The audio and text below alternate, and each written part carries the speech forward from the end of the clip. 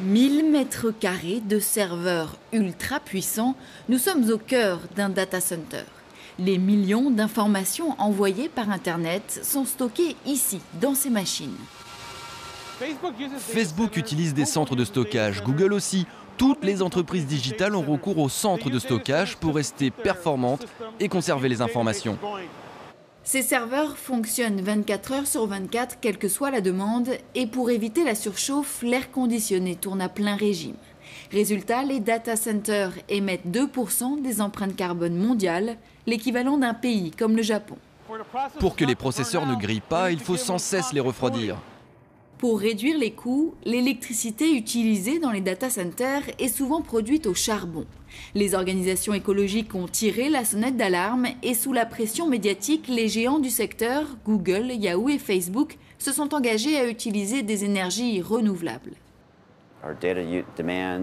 Le nombre de données digitales va exploser et commence déjà à exploser. C'est pourquoi il est important que ces data centers soient rattachés à des sources d'énergie renouvelables et qu'ils n'utilisent pas les sources polluantes qui ont créé la crise énergétique actuelle. Pour réduire la pollution digitale, une seule solution, l'innovation. Dans ce laboratoire de l'université de Berkeley, Brent et son équipe ont trouvé le moyen de recycler la chaleur émise par ces milliers de serveurs. Nous prenons l'air chaud qui sort des serveurs et on le fait passer directement dans ce radiateur. Il retient l'air et le refroidit avant de le laisser s'échapper du système.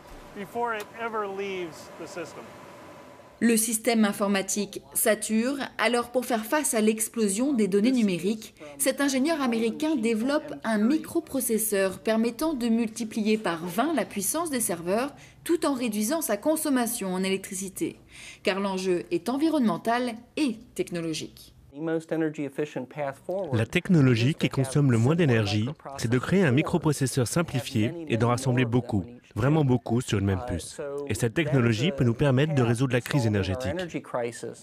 Ces innovations sont encore au stade du prototype, mais le temps presse. Si rien n'est fait, d'ici 2020, les émissions de carbone des data centers pourraient dépasser 360 mégatonnes, l'équivalent de 125 millions de voitures.